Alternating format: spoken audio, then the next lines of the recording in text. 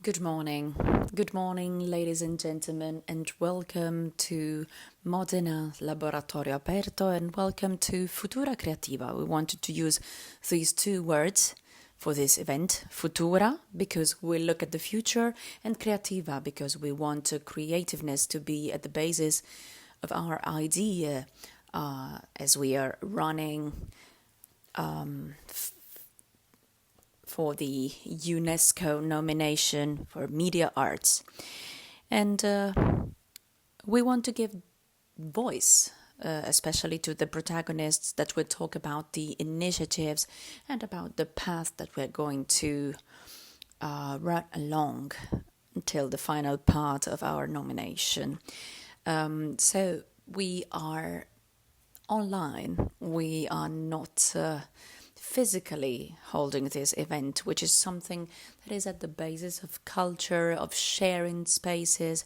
But thankfully, we can benefit from the several possibilities given by the digital world. And after this very strong acceleration of the last year, we have been able to continue with this kind of initiatives. So that was also very important. But before getting to the core of today's event and before giving the floor to the protagonists, I would like to leave the floor to the mayor of Modena, Giancarlo Muzzarelli, for welcoming you all and for sharing with us his ideas and thoughts about what Modena has decided to do. Thank you, Andrea. Thank you to all of you.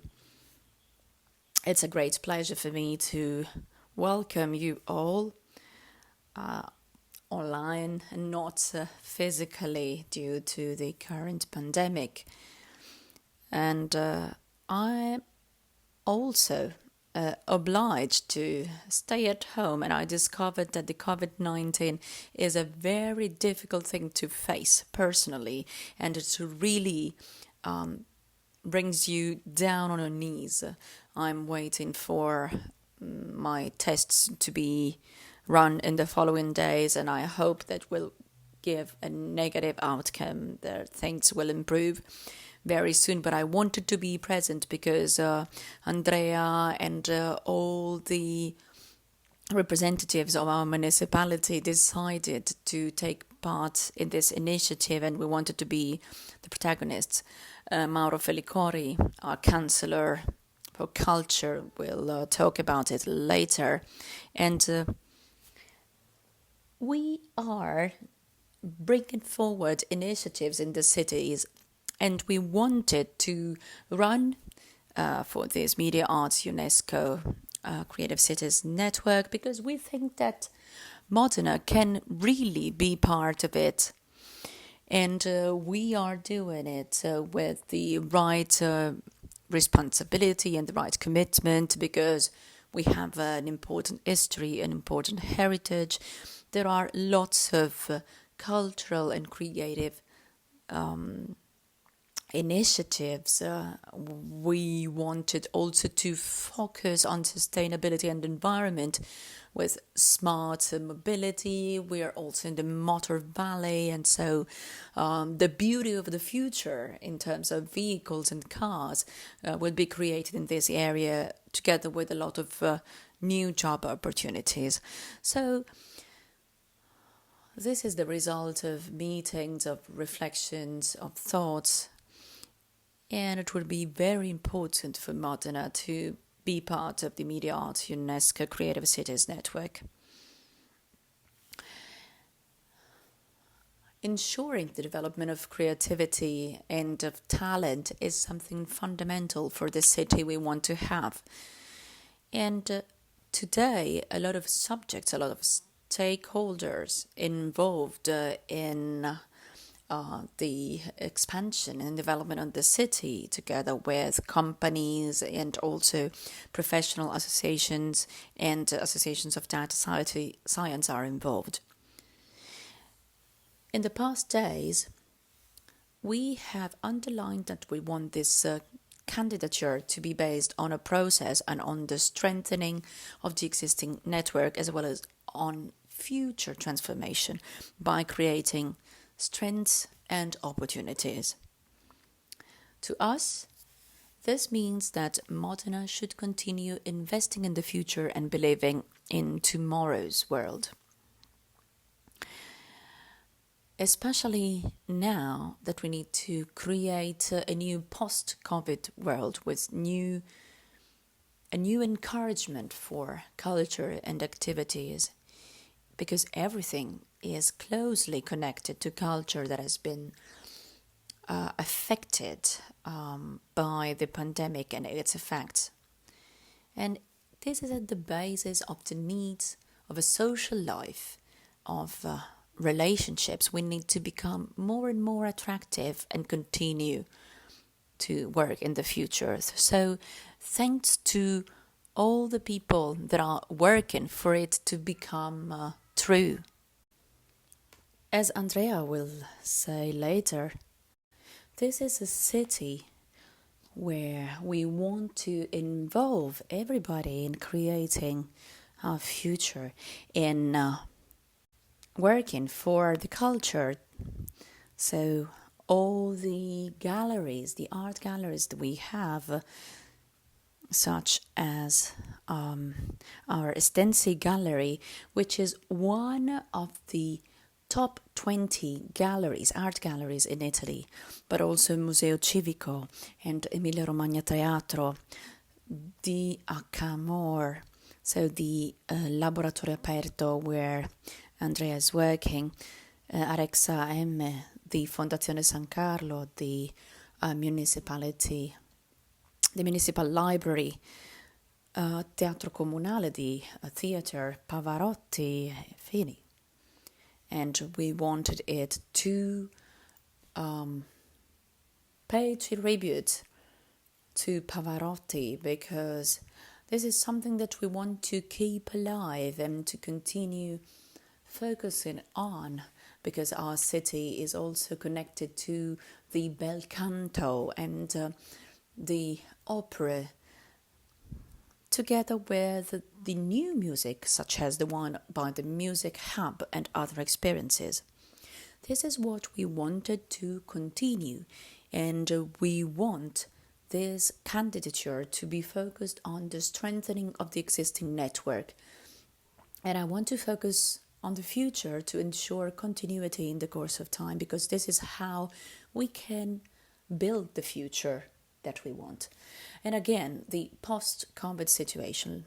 Last week, there was a press conference by Mario Draghi, our Prime Minister, together with Minister Speranza, replying to the mayors and the presidents of Italian regions about the reopening of activities and businesses, but also of cultural places. Finally, they said that something will start to be opened again. This is fundamental for our sense of belonging, for our identity, and for our belonging to the community. This identity is not made up of walls, of closures, but it's made up of contaminations between ideas, projects, and sharing. So we need to face the situation of the post-COVID period, because we need, on one hand, to relaunch the deeper aspects of our culture, because one of the most important things is demographic evolution. We need to recover and start again by creating the right hopes and the right conditions for the demographic evolution to start again. We need to focus on schools, on education, on the society, and invest in young people. European and national data are extremely worrying. Here the situation is a bit better, but we can do more. And I think it's the right opportunity to create a new image for the city of Modena, to strengthen its role and create its collective intelligence, which is fundamental for us. So today we are opening this week with this appointment which is a sign of hope and trust. We know that the pandemic is not over yet, and we need to accelerate with vaccines by giving vaccines to all the population. This is crucial in order to have a sort of, a ticket for freedom, and underline the importance of getting vaccines. We are already confirming a lot of appointments, a lot of events that will be held in the future to strengthen our strategy, starting from the Motor Valley until Pavolotti and Friends, and also the Festival of Philosophy and other initiatives, Smart Life. Modena has always been taking step forwards. And even when things are so difficult, when there are months and weeks of difficulties, we continue fighting. And I want to thank you once again for this occasion, because this is the right opportunity to relaunch our energies, to strengthen our strategy, the strategy that we wanted to keep on having. We remember when we had Vasco Rossi at Parco Ferrari, we wanted a better world, and now we need to start again after the pandemic for a better world, which is possible if we work together. Thank you once again. Thank you to our mayor for your very important words, your speech, because, having the right future prospect is something fundamental. And so the Emilia-Romagna region is one of our reference partner, and the Councillor Mauro Ferricori is going to talk about it. Well, first of all, I would like to congratulate, let's say, with the mayor, and I'm happy to see that he is feeling better, and he is always as strong as we all remember. I would like to underline the support given by the region to this initiative of the city of Modena. When I worked in Bologna, I was lucky enough to be part of UNESCO Creative Cities Network, and I know that there is a great potential. Bologna was a creative city for music at that time, and being European cities, we are really used to having, and we have been since the 80s, to having a European awareness. Our cities, especially Emilia-Romagna cities, have been used to working with other European cities from France, Germany, and Europe is seen as something internal rather than something outside our borders. And the great promise of the UNESCO Creative Network is that there are several possibilities that can open up, especially in culture, in terms of dialogue between continents. UNESCO is very strong in this sense, especially for the emerging continents, if you want, the emerging countries. If you think of China, it's, let me say, not emerging anymore, but there are very important places such as China, Japan, South Korea that have always appreciated UNESCO and other cities and have been based on this for their cultural expansion. UNESCO is also working on several places in Africa, which is strategic for us, because when we think of the relationship between Europe and Africa, we tend to think of Africa maybe as a place where there are diseases, where there is hunger. So in terms of urgency and emergency, but we very often forget that some cities in Africa are important cultural factories, so they are not developing in a pejorative sense, but they are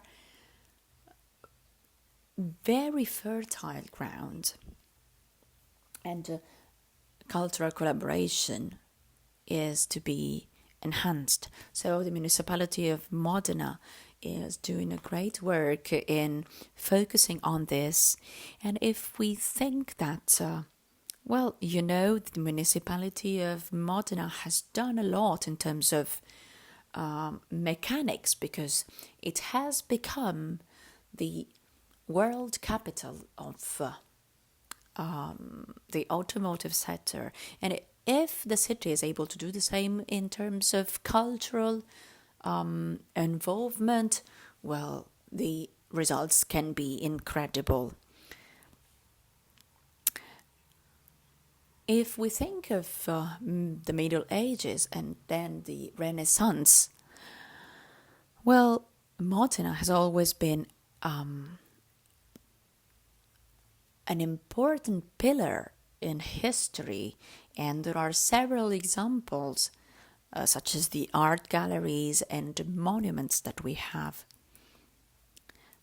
But there are other things that are developing. For example, digital humanities are developing in Modena, and they are connected to the Biblioteca Estense and to the Gallery Estense. So Modena has already, let's say, a crossroads of history, of culture and future.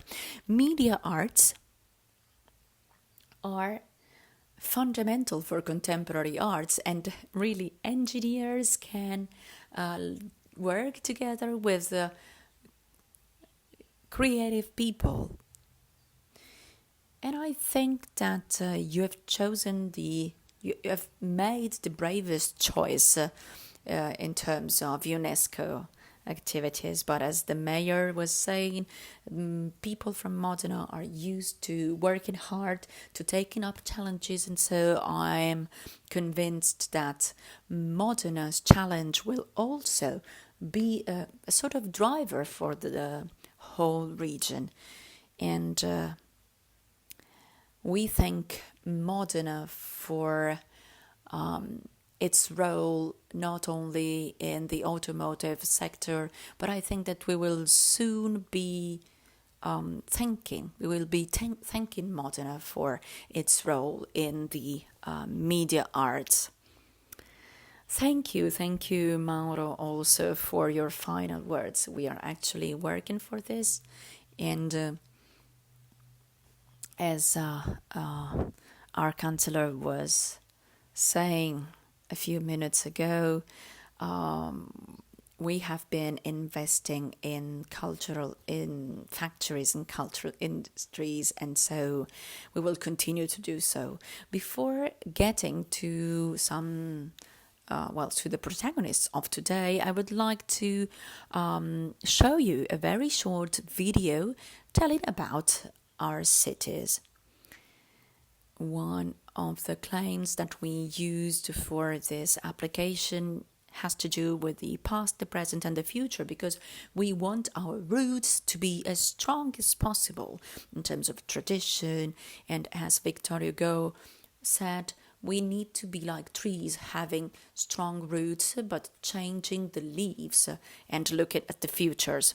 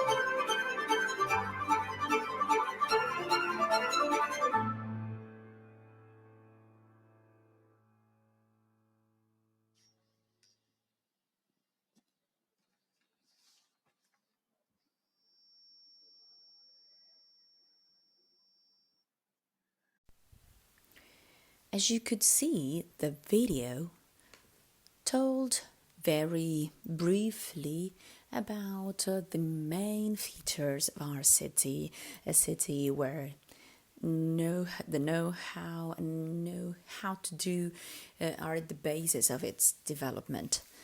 For sure, we could have had a smoother run if we chose other clusters such as design or cuisine, gastronomy, or the automotive mechanics. We are at the heart of the Motor Valley and the Food Valley. Instead, we chose to apply for a challenge, so to say. We wanted to bet on this, and we wanted to run for media arts because this combines both the human side and the material side of things. And I'm sure that you will see in the course of today's event that this candidature wants to be based on experimentation and on the fact of applying the media arts idea to different sectors.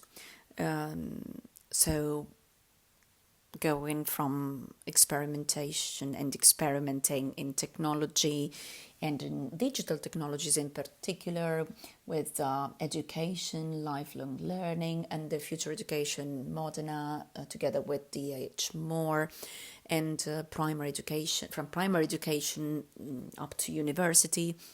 And then the digital part, the fact of making heritage available to everyone and forever. We will talk about the experiences of the extensive digital library, and we will also try and tell you about another experience, a sort of bottom-up approach, an experience that was born in one of the districts of our city, and it was a village of craftsmen, and it was at the basis of our manufacturing industry.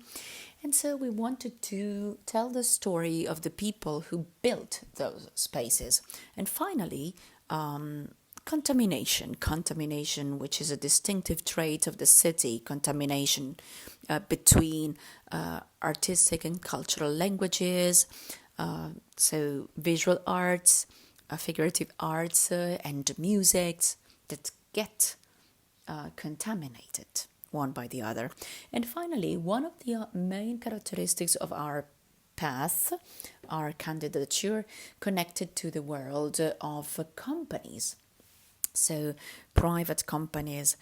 Modena's DNA is based on an important manufacturing and industrial tradition, which is based on tradition, on transformation, on know-how and expertise. And so the strategic partners are the younger businessmen of and business people of Confindustria Modena.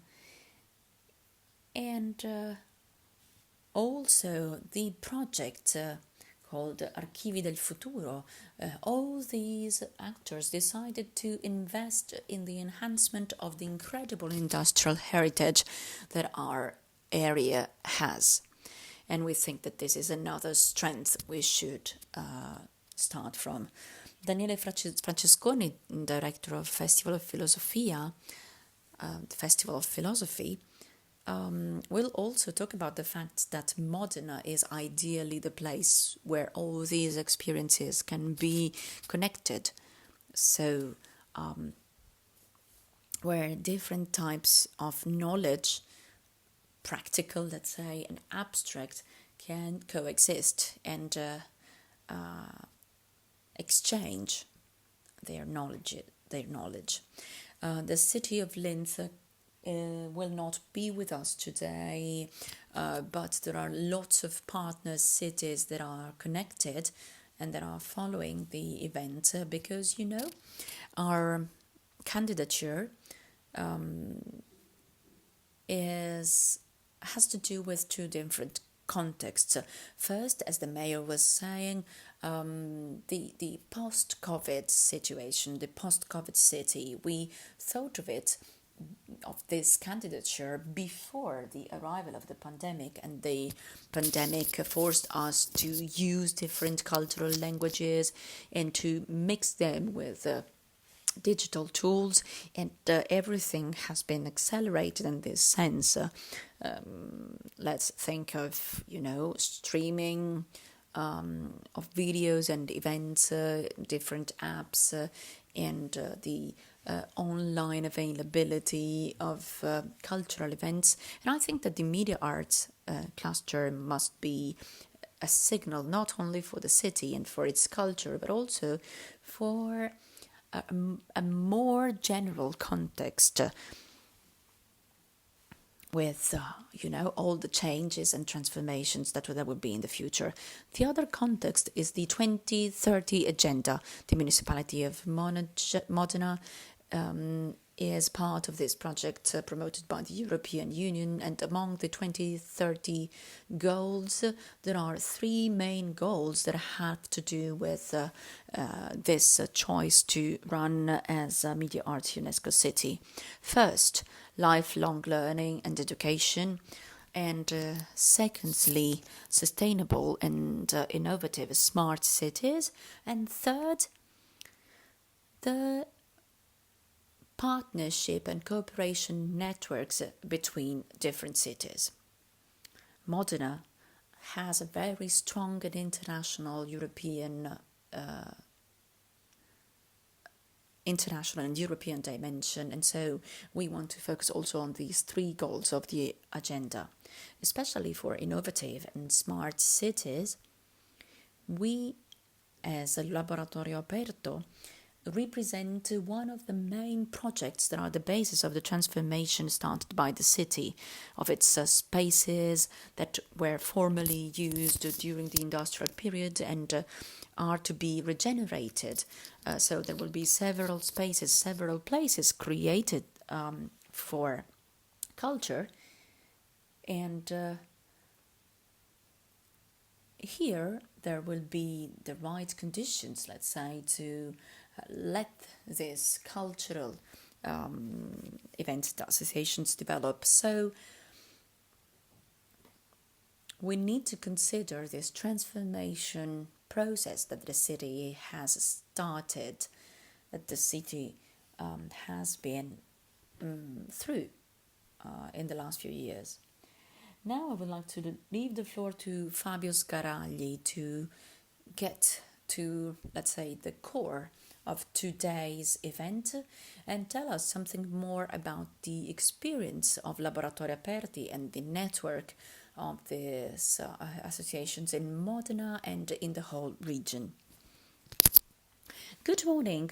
I would like to thank the municipality and the city councillor, the regional councillor, for choosing Laboratori Creativi for today's event. Before giving my speech, I would like to show you a very short video to make you understand what Laboratorio Aperto is.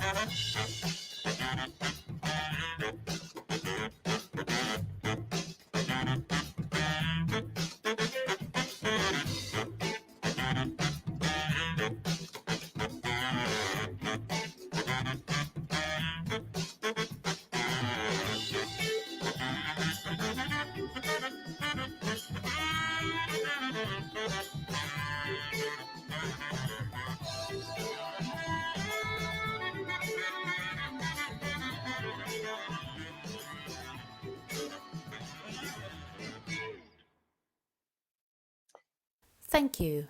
Thank you. So, in the digital transformation area, art and culture still need spaces, places, and physical places in particular, and maybe we will need more of them in the future, in the near future, after this very difficult year.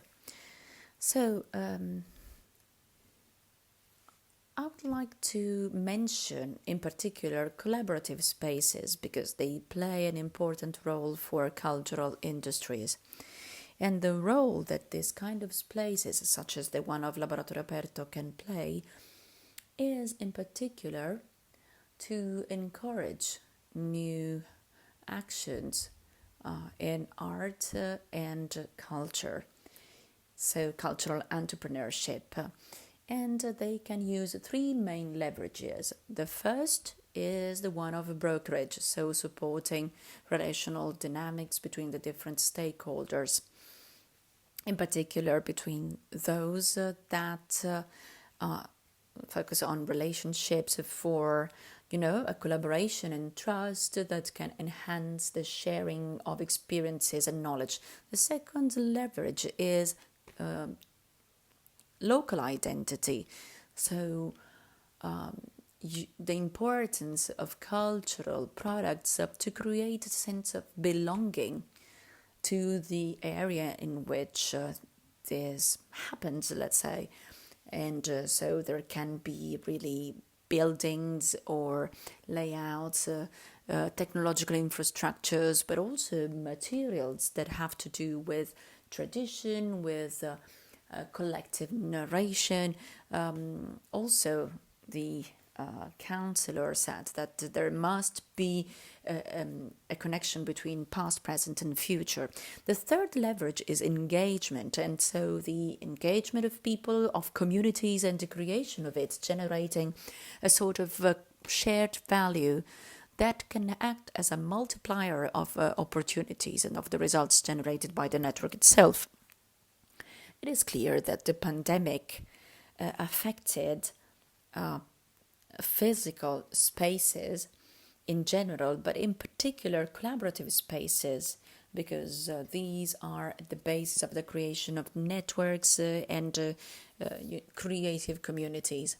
At Laboratorio Aperto, but there are examples all over Italy and all over the world, we wanted to create a new way to collaborate. It's a blended model, a hybrid model, such as what we are doing now, which is partly in person and partly online, to encourage meeting, collaboration, but also there can be benefits in terms of a connection at an international level. So this blended mode also gives some benefits in terms of audience engagement, and it's right thanks to digital technologies that it is possible to have this worldwide connection, this international scope.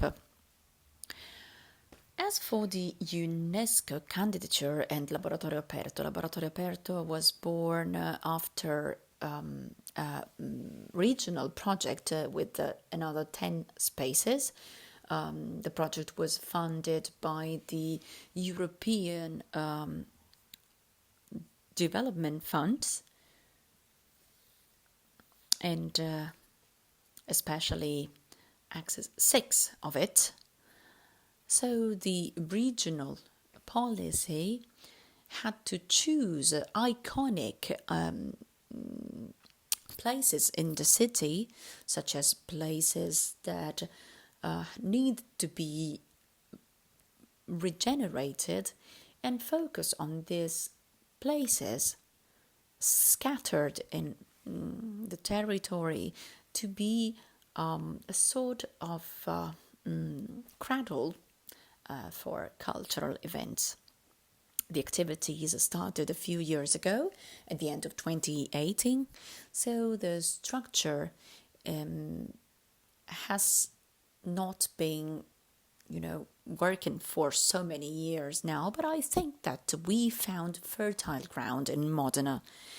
and we were able to launch a series of very important initiatives that can contribute to the creation of the collaborative space in the ecosystem of culture in general in Modena. And we would like that Laboratorio Aperto could really contribute to the to the fact of Modena running as a UNESCO creative city. And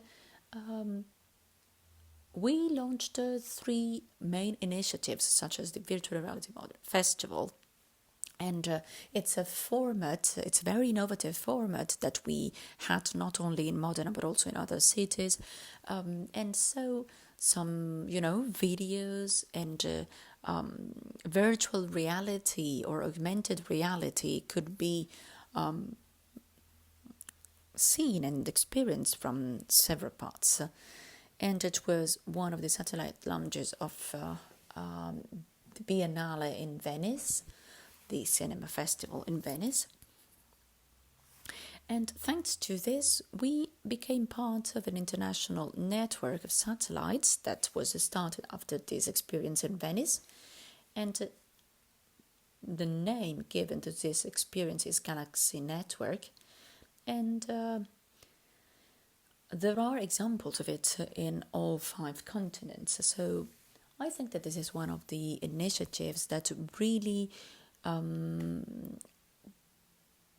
will benefit from the UNESCO cluster and relationships at an international level, because we are convinced that if there is no sharing of resources and opportunities between the various parts of the world, you cannot generate real innovation. Then there's the CLAP. It's an innovation program for cultural initiatives, which is unique in Italy. It's for experimental research together with DH More and the municipality of Moneta, and it aims at generating innovative solutions both in terms of technologies and in terms of models. So the use of platforming and the application of it to 2 main segments of culture: audiovisual arts and performative arts. This is a program that was introduced in the city application, and we think that this can be useful not only for the application itself, but for the local area in general. In a few days, the web platform of the club program will be launched. There will be a community of professionals involved in the field of culture that will have the chance to collaborate also through cloud for a very fruitful collaboration. And last but not least, next week we will complete the digital atelier. It will be a space within Laboratorio Aperto devoted to hardware, software and professional activities that will be at service of projects connected to scene designs and in general to theater performances and entertainment in general. So it will be a place where there can be collaboration, sharing, but where also projects will be able to use the new technologies for cultural and artistic experiences. This is all for me. I just wanted to make my best wishes for our nomination. We are really convinced that we will be successful and that this will enhance our experience for the national and international approach of Modena, because Modena has always been very involved and very active in this sense. Thank you. Thank you, Fabio. Thank you on my behalf and on behalf of all the organizers. Thanks to all the participants and to all the speakers. And I want to say this because, you won't have the chance to speak maybe as much as you want. You won't have so much time, but it is important to make all the voices heard in this in this event. So, Media Arts UNESCO Creative Cities Network, we have the opportunity to have with us the coordinator of Italian UNESCO Creative Cities. So I would like to leave the floor to him. Thank you. Thank you, Andrea. Thanks to all the participants. Thank you for inviting me. And I would like to also make my best wishes to the mayor, and I would also like to say hello to a friend of mine, Mauro Felicori, that I met a few years ago for another UNESCO candidature. Mauro was a real master, real example for my city, Fabriano, but also for other Italian cities that have been included in the UNESCO network.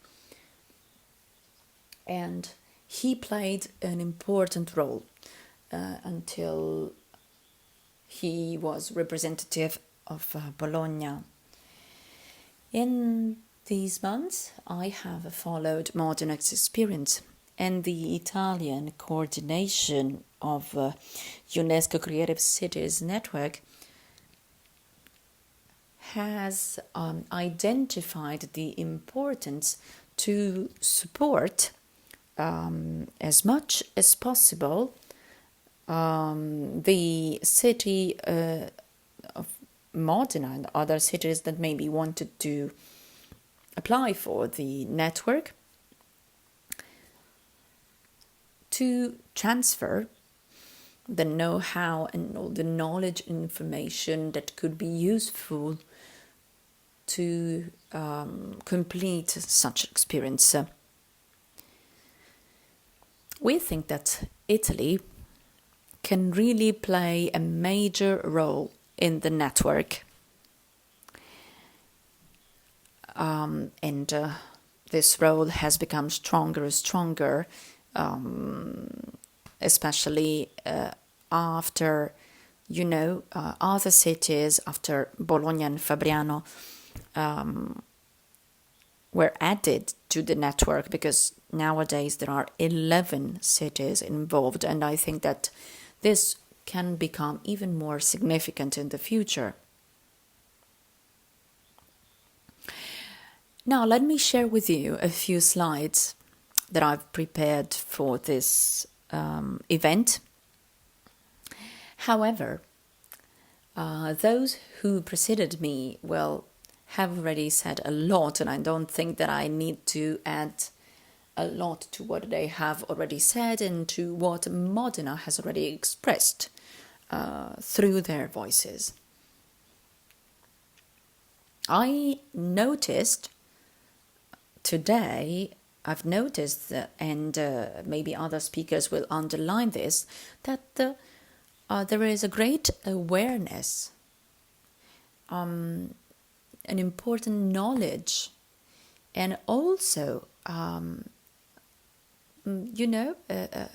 good, again, awareness of the kind of role that Modena can play. Fabriano and other cities that applied in the past, maybe we're different in this sense, because I think that Modena is fully aware of its role and is really focusing on the themes that the network has been supporting and will continue to support in the future. The Agenda 2030 is at the basis of Modena's role, and the goals that Andrea has just mentioned, are the basis of this new role that Modena can play in the area of media arts. The city is ready and is fully aware of the guidelines that the network has. And I really hope that Modena will be successful because it will also be able to make a great contribution not only to the Italian network but also to the international network.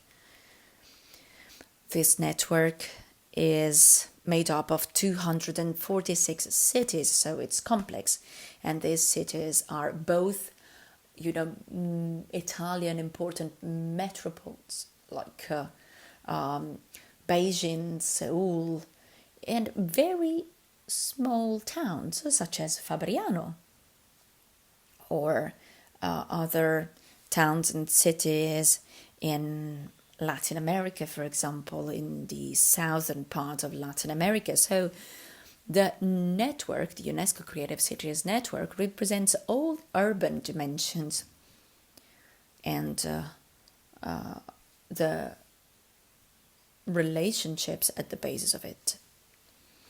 It involves different disciplines and different dimensions, and the concentration in the Far East and in Europe that you can see on the map is due to the fact that at some point the United States decided to interrupt the consolidated relationship that they had with UNESCO,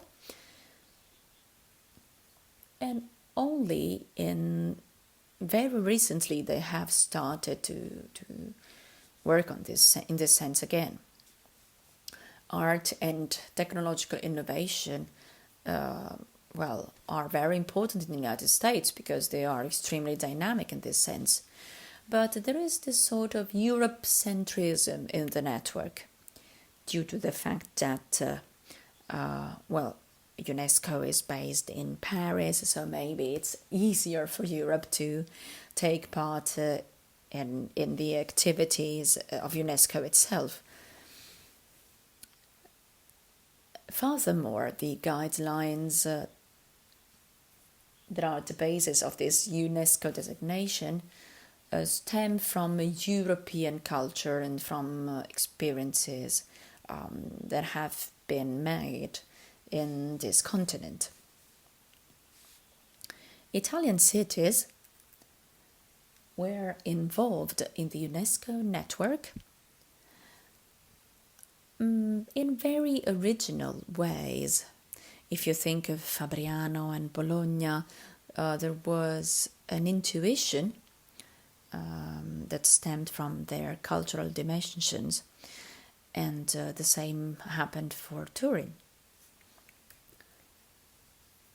And industrial cities such as Turin needed to find an alternative, and becoming a creative city was maybe the best thing that allowed for urban regeneration, for a real metamorphosis of the city that was in line with the capacities of that city. And then Biella, Carrara, and other cities for artisan production, for the manufacturing heritage and also craftsmanship. Parma, Alba, especially in the food industry, excellent food products. And then Pesaro and again Bologna for their artistic production and very important museums and galleries. And then Rome, the capital of cinema, Milan, the city of literature. All these cities have been fine-tuning their experiences. And they have improved their awareness and their sense of belonging to the Creative Cities Network. These 11 cities created a national coordination in 2016.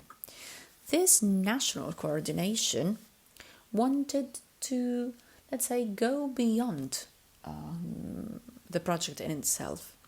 If you think of the important role that cities can play at an international level, if you think of Modena, there is already a UNESCO World Heritage, and so all these cities really play a paramount role in the UNESCO dimension. And, creative cities were still playing let's say, minor role. So we wanted to have this national coordination to become protagonists at a cultural level in every city. And, over a few years, major steps have been taken. There is also an important relationship with the National Commission and with the Bernabé presidency. And altogether, this really was a new encouragement, a spur, also for the Italian political decisions. At the same time, cities were able to put some themes, some topics at the center of decision making, such as the urban regeneration that was also focused on by the General Direction for Contemporary Art and, the General Direction of the Italian Ministry of Culture, according to which urban regeneration is the first goal of its activity. Furthermore, besides urban generations, also education and training and the related policies that have already been mentioned are now crucial. There's an increasing attention paid to younger generation and to their education and training. This is a central goal, and cities should be able to produce policies to provide a new environmental dimension of urban spaces and at the same time lower, let's say, the impact of environmental changes. I really hope that Modena will succeed and will be therefore part of the next annual conference. The annual conference is the most important moment, a moment of sharing in which all the protagonists of the network are involved. The latest was in Fabriano from the 15th to the 19th of June 2019. And here you can see some pictures of the dimension of such an extraordinary experience. There were so many people gathered in the municipal theatre of Fabriano, and there were protagonists of 246 cities belonging to the network. This picture is a picture that I hold dear, and it should be a reference for the mayor. These are all the mayors of the cities that were part of the network at that time. So there's really a chance to sit one next to the other and talk together for about 3 days about political opinions, cultural directions, human relationships, and make relationships, create relationships, which is something that hardly ever happens on other occasions. Mauro mentioned the international scope of this network, and he was actually referring to this. The mayor's Sala opened this conference that was later concluded by President Mattarella, that also expressed his full support. During the pandemic, UNESCO launched projects to face not only COVID-19, but also to contrast in the crisis and the inequalities and find solutions to all those things that the COVID-19 pandemic will entail. new vulnerabilities have been highlighted. There are new crises, new social and cultural emergencies, but also emergencies related to economy and to education. The 17 goals of the 2030 agenda are the pillars, let's say, of the projects carried out by cities.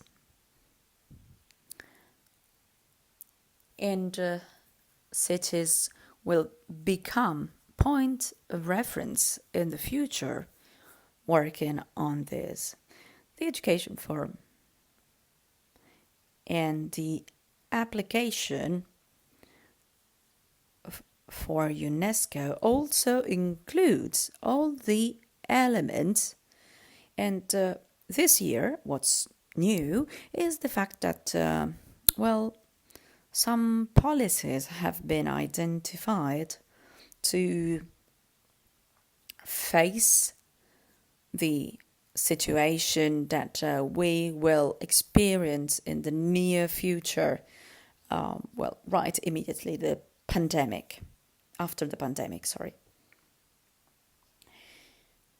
And I would like to invite you all to take part in the projects that UNESCO will bring forward and share with the cities in the network to create a new moment of sharing, a new chance for sharing experiences within the network. Very quickly, I'd like to show you some initiatives in Mexico City first, and then projects that were also carried out in different cities involved in the network. You see here several programs that were also streamed online. Then there was the Helsinki campaign. A campaign was launched for projects especially related to young people, and then Italian cities.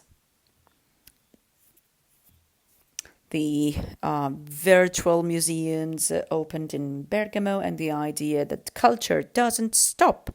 Activities continue, and the activities are promoted by different municipalities. For example, this happened in Bologna for several kinds of arts, live shows, museums, cultural heritage, and so on and so forth. Then Carrara Studi Aperti. Carrara is the city of marble, of artists, and the idea was to involve the artists themselves and launch new horizons and activities. Then Fabriano. Fabriano is able to, intercept competencies and skills.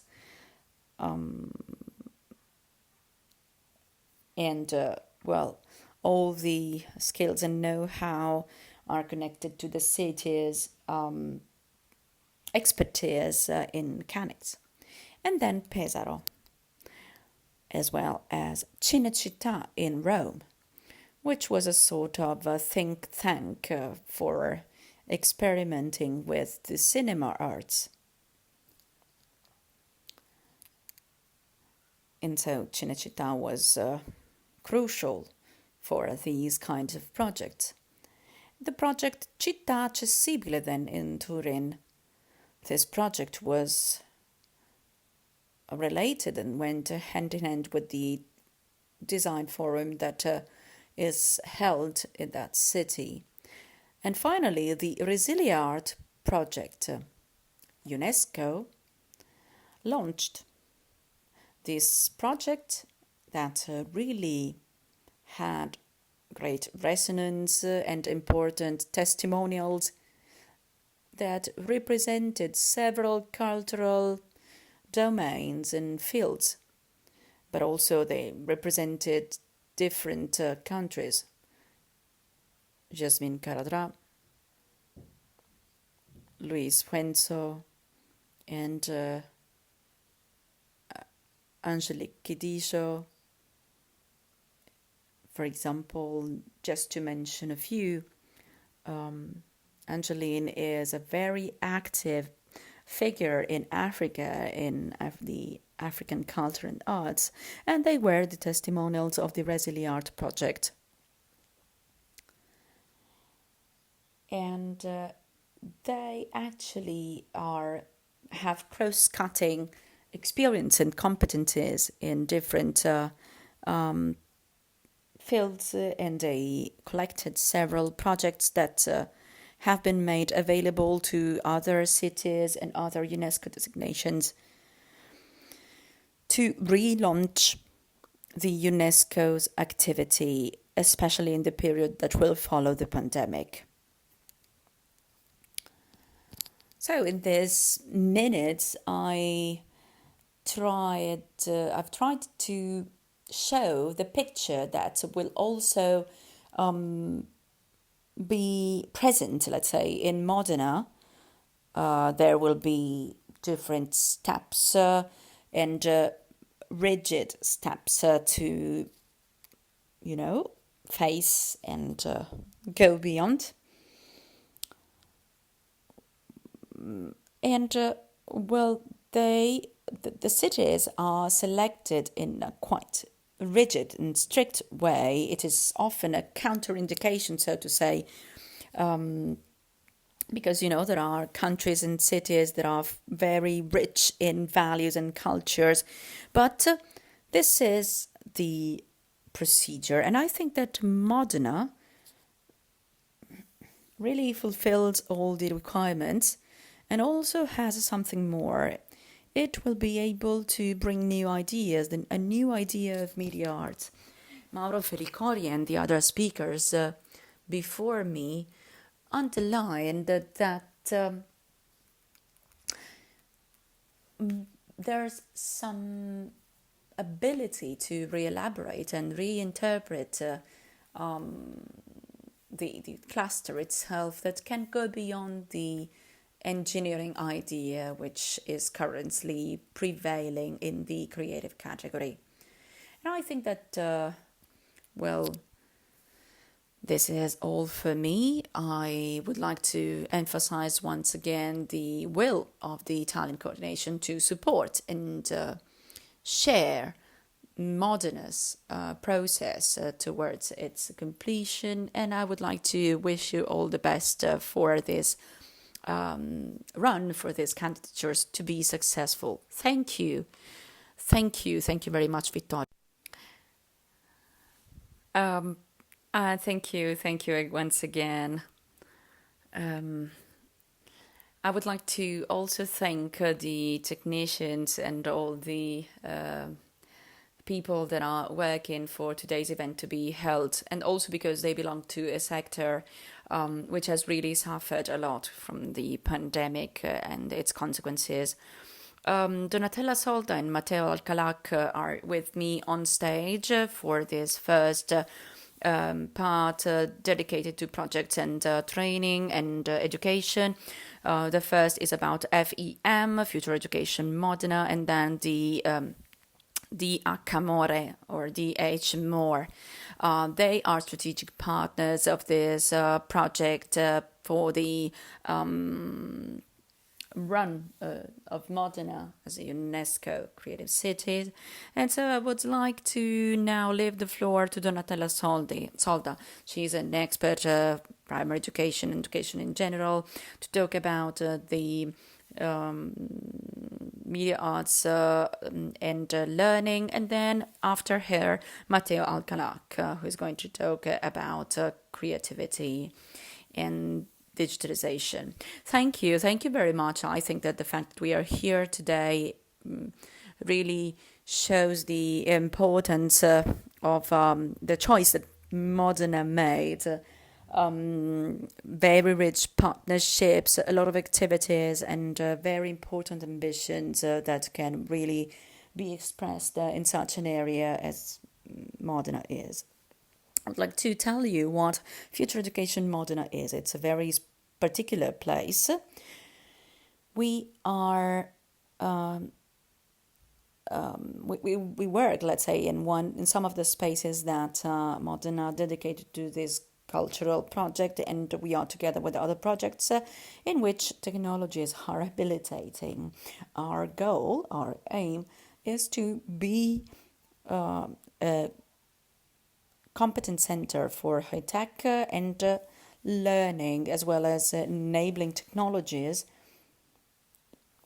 in order to have efficient experiences and effective experiences, for the learning and for education. Schools are the privileged place for education, but we also think that learning and education can be effective when there is an impact on their local area. And so we promote experiences that can also involve all the local community and are not just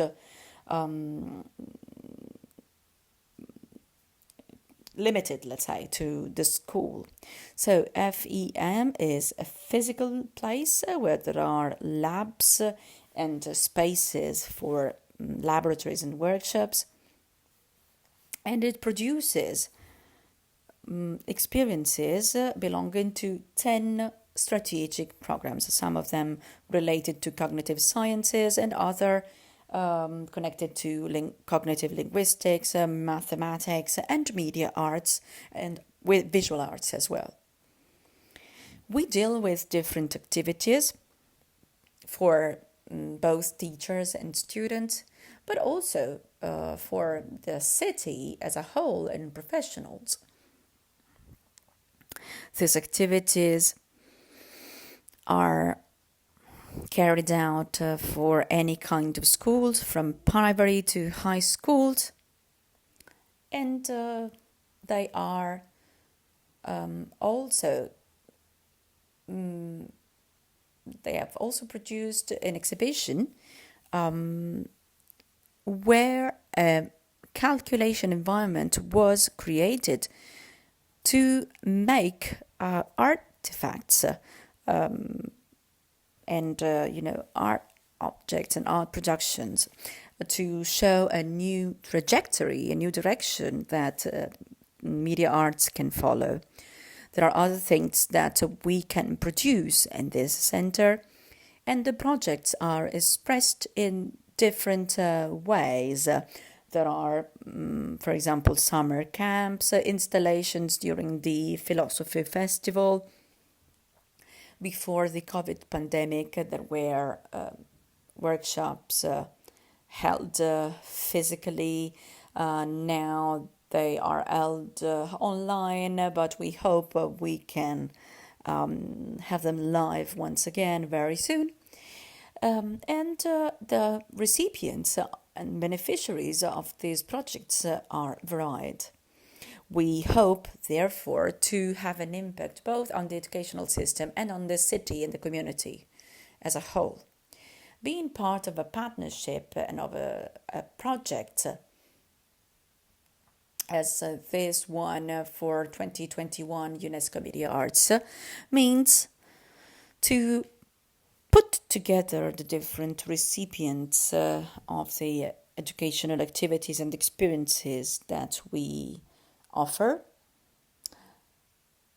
Formal education, schools, so primary and secondary schools are at the basis of what we do, but we would also like to develop a cognitive digital infrastructure to create a series of installations and to involve the city. Just to give you an example of a project that is being carried out for one of the experiences, Ago's project was involved in our platform called Linda. It's a cognitive linguistic platform, and we use a system for collective note making. So there are different people, different subjects reading a text and analyzing it, and we will build a sort of itinerary of perception for text in order to give the different perceptions and interpretations provided for the same text.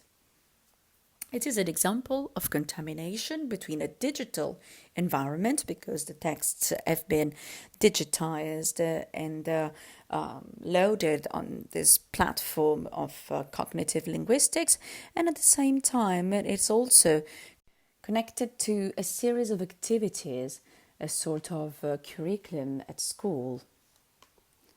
So several people are involved in the comprehension of the subtext and for the construction of a cognitive structure. So the object here is a text, but in case of visual arts, the object would be a series of learning processes and a series of challenge-based activities to enhance the role of very young people for the cultural production of the city. This is, for us, one of the innovation prototypes that we are going to offer within this project to create a permanent activity. So not just episodes, but something that is going to keep on in the course of time and which is also generative. So at the beginning, the activity will be prepared for it to last longer in the course of time. So FEM is a sort of research and development center on cognitive sciences and on digitization, and will create really a sort of lifelong learning. These are the pictures showing that such an activity can really be gratifying and satisfying. And so this is why we are very happy that we can take part in this activity. Thank you. Thank you very much, Donatella. Thank you for your presentation. Well, now let's move to the following speakers. We will talk again about media arts, but about it in the university field and the digitization with the DH More project. The floor goes to Matteo Alcalà. Thank you, Andrea. Thank you for inviting me. First, I would like to underline the full support from the University of Modena and Reggio Emilia, and we strongly believe in this candidature. Today, I'm going to tell you very briefly why a university center dealing with the digitization wants to support Modena to become a UNESCO creative city. This starts from the idea that creativity can be freed and that this is a sort of precondition for creativity itself. First of all, very rapidly, I would like to tell you what DH More is. It's an acronym. It stands for Digital Humanities. So a new discipline that combines the digital world and the humanities. So the heritage that has characterized our lives and will also characterize them in the future. And the two things are not in contrast, but are combined and harmonized, so they are conceived together and developed in synergy. Several departments are involved with several skills and knowledge, so humanities, IT, but also economy, law, communication, marketing, and education in general. Donatella mentioned that DH More is a competence center, an innovation center, and again, together with the FEM and other subjects, it is in Ago Modena Fabbriche, so the area of Ago, and it's a sort of hub for innovation in our territory. And also, Councillor Bortolamasi mentioned earlier on that our center focuses on digitization. Why do we want to support Modena in this run? Well, I think that there are some keywords at the basis of the university's commitment in this sense. Our starting point is the enhancement of our heritage or of our past tradition, which also means an identity and the layers that are made up of important witnesses and traditions. Our territory is particularly rich in heritage. We are a UNESCO city, and we will try to be a UNESCO city also for creativity. These things must be in synergy and must, have an exchange. The Torre Ghirlandina, the bell tower of Modena, is a UNESCO site, and the past is really our starting point. It's the pillar at the basis of what we do, but that should be interpreted in a new way, not in terms of conservation, but in digital terms. So there's something that might be seen as taken for granted, but actually it's not when we deal with the past, because we tend to look at the past too much, but actually we should look at the future to understand the past. And I think that the digital world allows us to accelerate in this sense, to recover parts of the past and put them together in a brand new way, so reinterpret our past. And not just recover a defined and crystallized identity, but recover an identity that through the digital world and a constant re-elaboration can become a dynamic identity connected to our future. This is the reason why I wanted to sum up this concept in a very short way. And I wanted to highlight the challenges that the D.H. Moore Center is taking up. First, digitizing worlds and cultures. We mentioned digital libraries, but there are other tools that we are launching together with other centers, and we will also work with other digital libraries. Another challenge is the dematerialization and regeneration of both information and competencies as skills. And this is important not only for FEM, but also for the university, for the different levels of education. And the idea is to reconnect the past and the future constantly, because if the two dimensions do not have a constant exchange, there's a risk to run forward without knowing where we come from, or being too much anchored to the past and not know where we are heading. Thank you. Thank you. Thank you, Donatella, and thank you, Matteo. We have highlighted the main steps, the past, the present, and the future. And going back to the things that you have mentioned, I give the floor to the director of Gallerie Estense, Martina Bagnoli, who is going to talk about the digitization of the library heritage to make it not only preserved, but also more available to people with the digital library project, which is one of the most, let's say, state-of-the-art examples in the city. Good morning, and let me start by thanking the city of Modena and the municipality for inviting us to talk in this wonderful project, and also to be part of this wonderful project, which is also an occasion to create a network and share experiences. It's a project that is really important for us because, as you know, Gallerie Estense are a complex reality composed of several museums. The complexity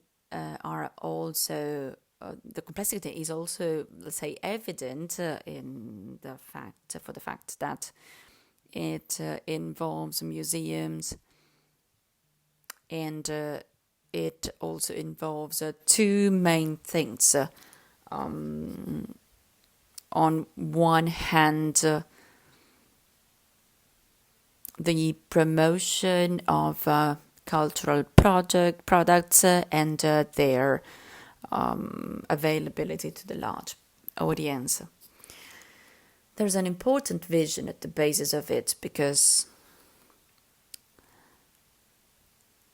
it is based on the certainty that technology is not only useful for the creation of content, but also for the sharing of cultures and how we can be involved and benefit from culture itself.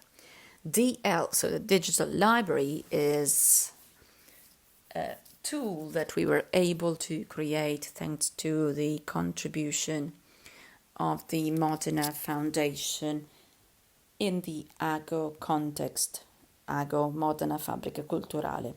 And what is the digital library? It is a library that will be the access point to the collections of Galleria Estensi.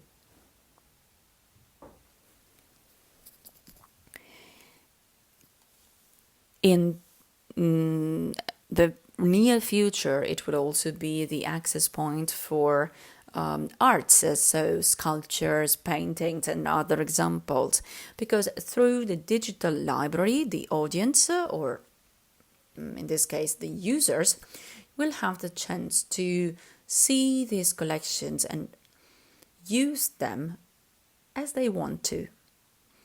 To give you an example, the museum uses them for didactic and educational purposes. For example, this year the schools have been closed, but Galleria Estensi have organized over 500 virtual trips for 500 classes at school. So these collections can really become some sort of textbooks also to teach an enormous quantity of things, going from history to geography, arts, music. And together with the Associazione Insegnanti di Geografia, so the Association of Geography Teachers, we are following this direction, and teachers will be trained to use these collections and use them at school.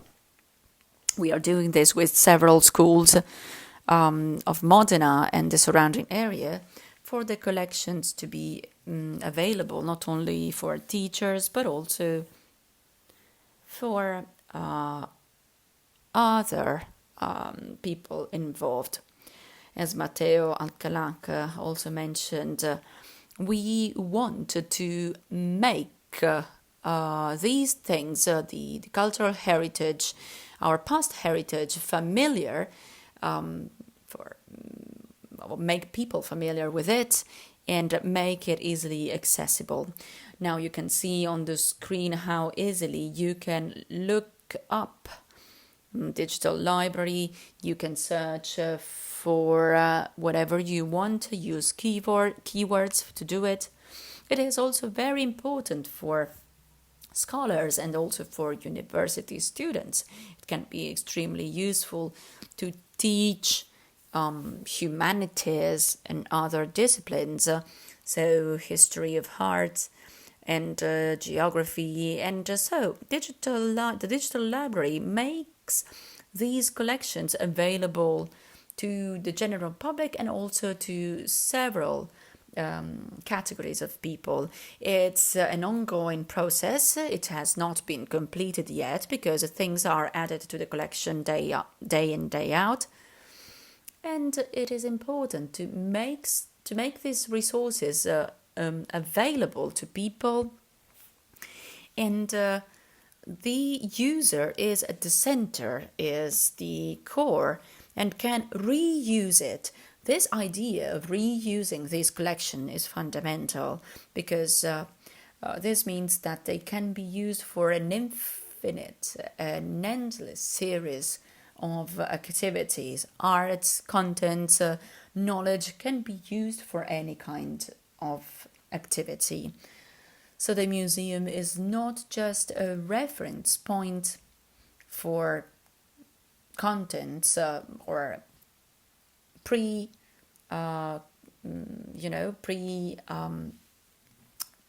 ready to use, let's say, prepared concepts, but it also makes other resources available. You see, there are also videos, and it is also possible to create starting from what is available to anyone, because these collections belong to all citizens. They belong to our nation, and so all the citizens can really benefit of them. Sometimes physical spaces can act as an obstacle and prevent some people from visiting some areas, whereas we hope that this will make them available to the large public. And we hope that citizens start to know it, and then maybe they come to us and visit us live. Luckily, there's a direct relationship with these artworks, but the digital tool is fundamental to make a connection, to establish a connection. This is why I'm very happy that Galleria Stensi is part of this run of the city of Modena as a UNESCO Creative City, because these collections really can teach a lot and can make people understand a lot, not only in terms of technology, but also in terms of humanities and knowledge of several subjects and disciplines.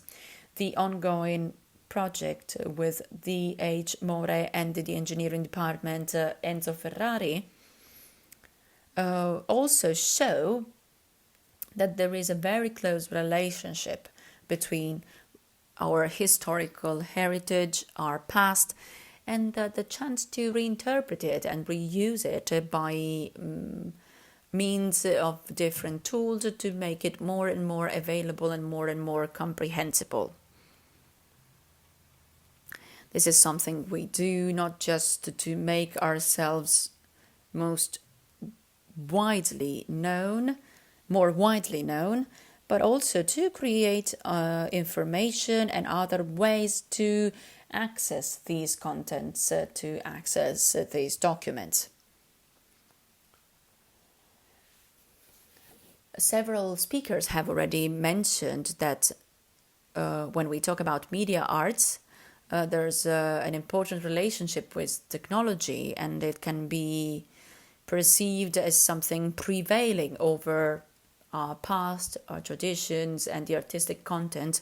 But we think that paying attention to these contents can really be at the basis of new content, technological contents as well. At the moment, the non-fungible tokens, are new forms of art that are really exciting the market, but there are also limited digital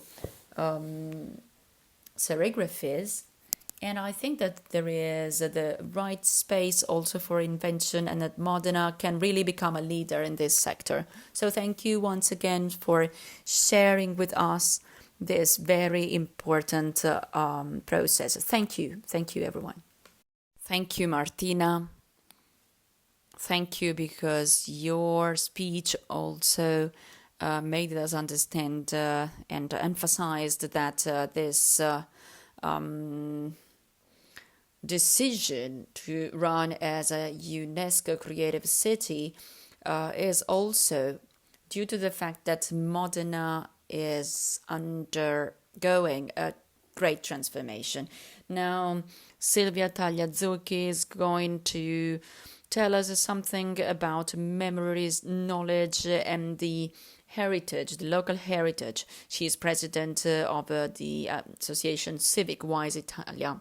And she is going to tell us how one of the symbolic places in our city, the craftsman's area, was re-elaborated, and the aim was not to waste a heritage and know-how that was really part of our city. Good morning. Good morning, and thank you for inviting me. Thank you for involving us in these initiatives. My name is Silvia Tagliazucchi, and I work in the AFOR project. And I would like to show you a video first.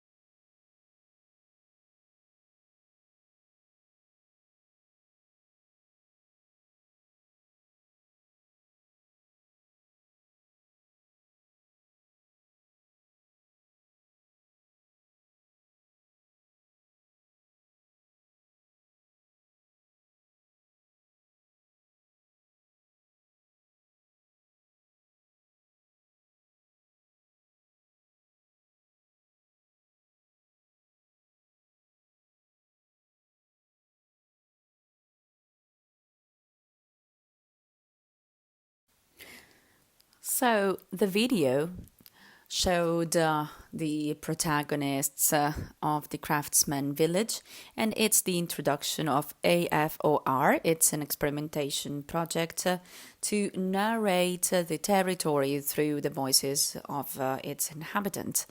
It's a sort of tale of different subjects and memories, with interviews that are included in a digital archive, telling about the life in the territory. And this gives an idea of a different landscape through the life of each individual that enriches the history of a community. They also go hand in hand with the deeper transformations of the local area. The project was born in 2019 through the Bando Memoria of Emilia-Romagna. Juan Somacal and Diego Fiori were two students, master public history, and the other one from the Polytechnic of Turin, and they created an archive that included all the tales collected in the craftsmanship, in the craftsman village of Modena. And it is included in Fabbrica Civica Ovest Lab. It's a project at the basis of the creation of the craftsman village itself. Through the collaboration and support of Metallo Montanari and its association, Antonio Canovi took part in the project and defined the heart of these oral tales. Why storytelling? Why oral tales? Because they tell events not in a chronological order, but they depend on the experiences of each person, which is connected to the experience of the place itself. So everyone's story becomes a new tessera in the mosaic of images and make it an immaterial heritage and makes it part of its community. Experiences are shared, stories are also shared, and each one's contribution can benefit to everyone. And that's the concept also of open source and the philosophy of Civic Italia. It is part of the Civic Wise Association at a global level, and in 2019 it became the coordinator of the project. So sharing interviews on this platform and the methodological basis of the project, are at the basis, are based on the open source concept. The project was also enriched by the collaboration with the Association Conoscere Linux and other realities that were part of the project and that were involved in the project through workshops and dissemination moments. The fields of development have increased from computational linguistics to collective intelligence, which is currently involved in the project with the Clara European Institute. And there was an important collaboration with the Public History Master of the University and ISO, and as well as the Istituto d'Arte Venturi. And finally, urban regeneration with other projects in other parts of the cities. The Craftsman Village is the territory to experiment with the project. And there was a collaboration with the Philosophy Festival. So in 2020, there was a first moment of sharing of the project with the city. And this actually turned out to be a representation not only of the Craftsman Village, but of the whole city. In this run as a UNESCO Creative City, we hope that we can be at the basis of other archives in other parts of Modena and become a way to make the voices heard. The Ovest Lab page, so the page of its website, shows the project, but we are currently developing a new project that will mention the different methods used for the construction of the archive so that other projects can benefit from this. We also wanted to continue the archive to be developed through the collaboration with the Public History Master and ISO and Clari. And in June, we are organizing an event together with Onimore and Ovest Lab, and we will mention the different things involved in this tool, in this project, and the possibilities to collect other materials to support the interviews that we developed and we are currently implementing. So Ovest Lab will also give an opportunity to discover new paths to explore the territory that we have developed with the Istituto Venturi of Modena. And so forms of art will be blended with the storytelling, and the archive was created by the voices and through the voices of the craftsman village. But there are other places to be discovered thanks to the collaboration of those who want to contribute. The project was a bottom-up project with a collaborative approach.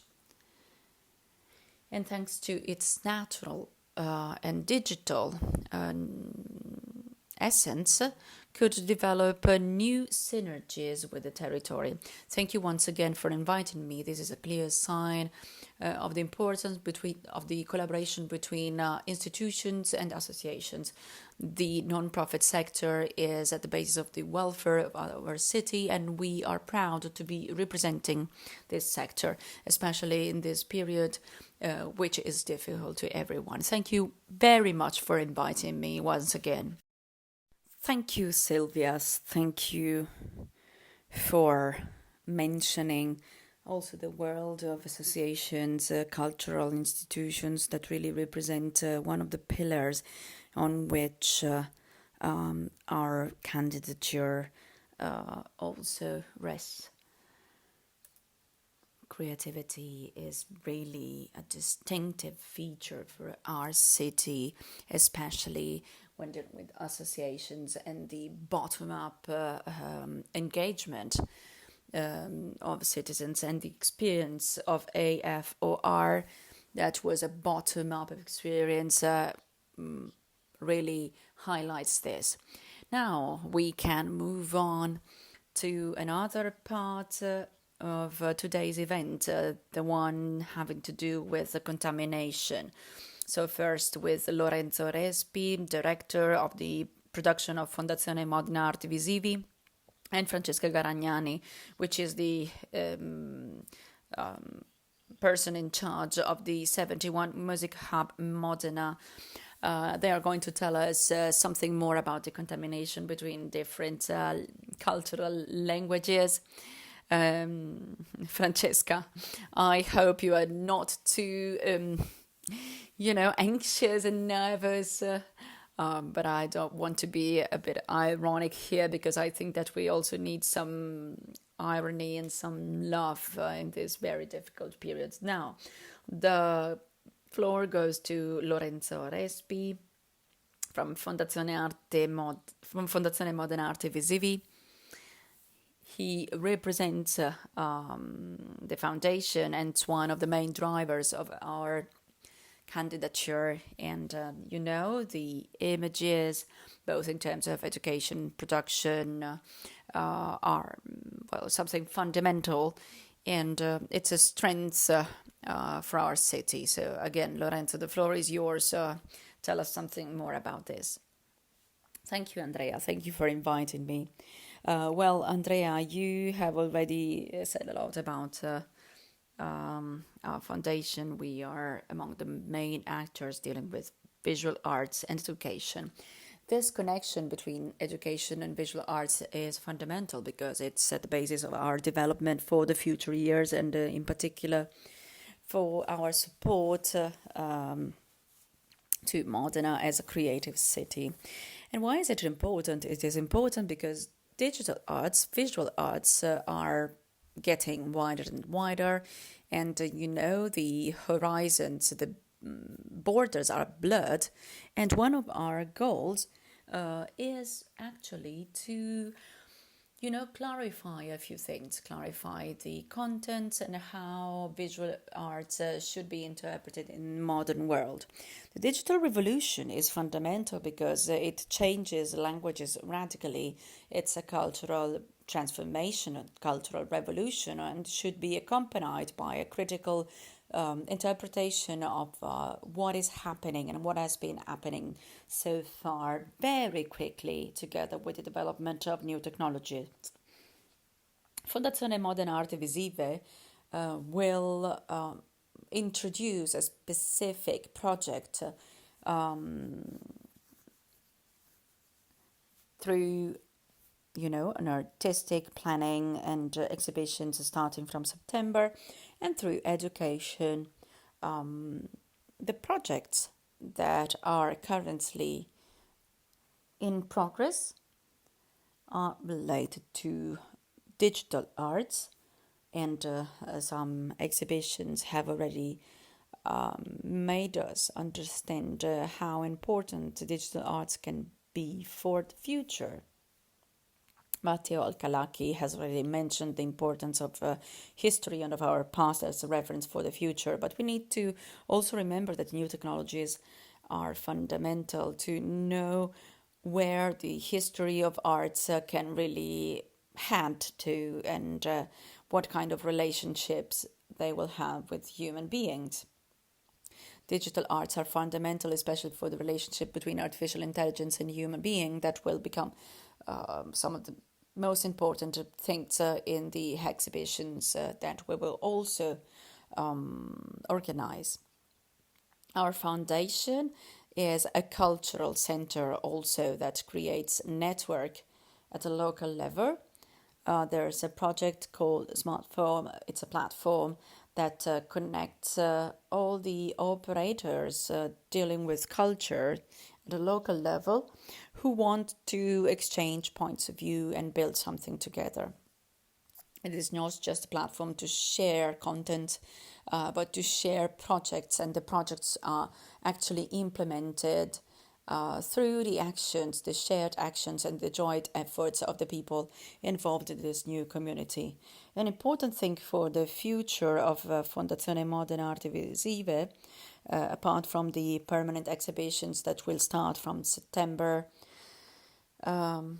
with Roland Cani and Capozzi that work with digital arts. There is also another very important project in the long term, which will be completed when we will transfer the Museo Figurina, that will be moved to a new multimedia and digital place. And in Ago, in September, there will be a new project with new technologies becoming the way to access figurina and other arts. And there will also be an augmented reality experience and a new study that will make the Museo della Figurina accessible. And they will combine the theme of this form of art with other visual arts. The relationship with digital arts is based on the concept that contemporary images are very difficult to be enclosed within borders, because thanks to the digital world, we go beyond the simple analog world. And it is important also to remember that the audience should be educated to interpret the new forms of art and the new revolutions that we are experiencing, even in other fields, in fields other than the visual arts. The foundation also puts forward a very important project for young people, students, children, or in general, people who are interested in the development of contemporary images. The educational activities and training are meant to offer a new proposals that is in line with new technologies. And we will see in a different way the heritage that is managed by the foundation, but also a different point of view compared to the normal reality that we experience. So we support Modena as a UNESCO creative city, and we will really do whatever we can for it to be successful. Thank you, Lorenzo, for describing in such an accurate way the several projects that are in progress in the foundation. I really hope that it will be possible to have live events very soon. And thank you also for underlining the need to experiment continuously, which is something at the basis of Fondazione Modena Arti Visivi. And for sure, the field of visual arts, together with music, it is one of the most stimulating areas when we deal with new technologies and new innovation. So I mentioned music, so I would like to give the floor to Francesca Garagnani. She is in charge of the 71 Music Hub in Modena. It's one of the reference points for this kind of field, and she is going to tell us to what extent music and the new experiences can have to do with our candidature and support it. Thank you, and good morning. Today, I'm going to give you an overview of the actions that the 71 Music Hub has been developing locally and regionally for the promotion of musical contents, especially in terms of interaction between music and media arts. There's a video being played to show you the urban regeneration of the facility used. It was previously a factory, and it was turned into a music center, a hub with a live club, rehearsal rooms, offices, but also for as a residency for producers and artists, and a co-working space. Sonitus is a lab for sound design, innovation and experimentation, which can really enhance production through technologies, both for sound manipulation, field recording and post-production. The aim is to create multimedia installations. The specific focus of activities relying on the interaction between visual arts and music is a dedicated space with state-of-the-art technologies. And as you can see in the pictures, it's a place where there are several varied activities, such as a festival that was created in 2018 after the opening ceremony of the venue. It's an annual festival exploring the contamination between visual arts and music, in particular video art, new media, and 3D art, and both in terms of performances but also static examples. Different artists enhanced the complementarity between the artistical project and its installation, with site-specific installations, very original ones, and also shows such as the Agora production or the Muro by Jacopo Ceccarelli, an artist from Milan. And in the edition of this year, there's a Collettivo Torinese Spinem. It's a project, a transmedia project on digital realities that you're also seeing in the video. So the festival involves several activities that also include live performances, electronic music and videos. And this artistic research also involves international, national artists, but in particular emerging talents. You see here the Sei Lavoro project by Michele Ronchetti and other artists from Modena. There are other activities and also other services to give information about the new frontiers of music, musical instruments, and the contamination between visual and sound examples.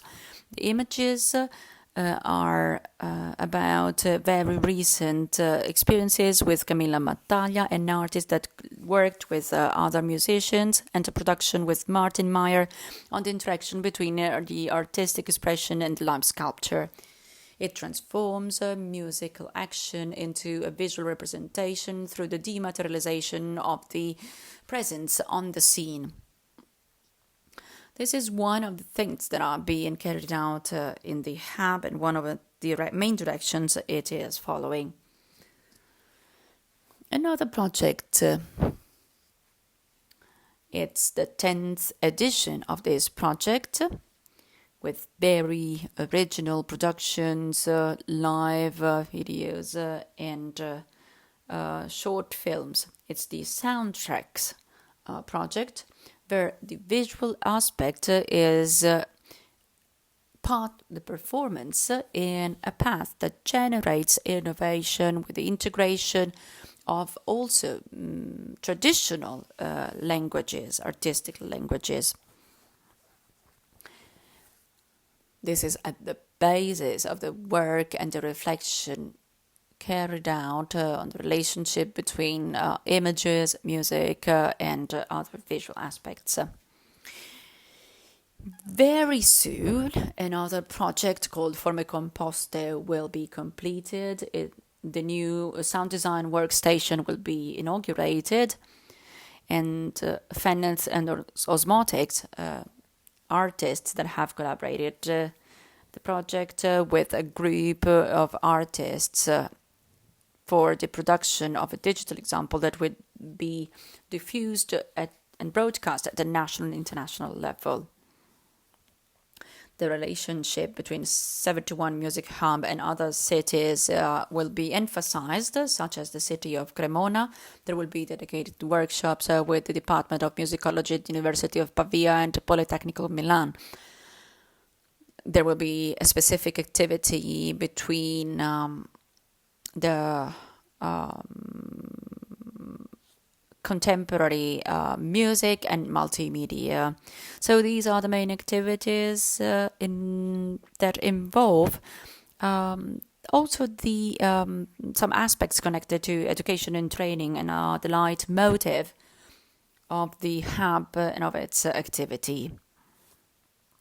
And the very last activity that I would like to mention, it has to do with training once again. It's called Urban Video and connected to video making, but the multimedia show is connected to artificial intelligence here, and this edition involves sound designers and technicians, as well as experts in video making, and experts of theater and theater plays, which are fundamental not only for the making of scene designs for classical videos, but also for digital content that really have to do with the visual exhibitions.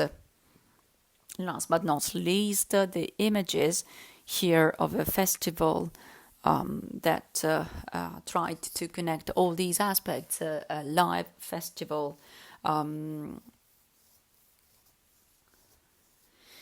dating 2019, where the students of the Video Pandit 2019 developed the various parts of the project. So 71 Music Hub is a system made of spaces and services with the aim of developing a strategy that wants to support music in the context of media arts and in the creative supply chain. Support emerging talent and guarantee them access to both new technologies and both to the possibilities to take part in collective production, and so strengthen the economic impact of creation at the local level through festivals, programs and training. That was all for me. I was as short as I could, and thank you once again for your attention. Thank you very much, Francesca. We have just seen pictures of concerts of open museums, so that's the hope that we all have.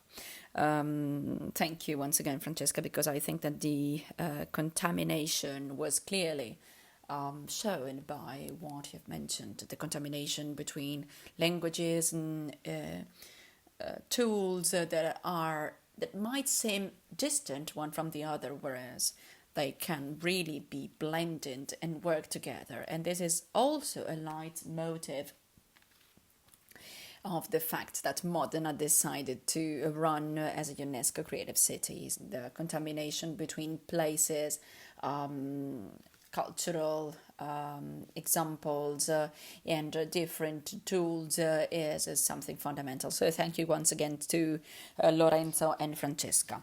We are moving towards the final part.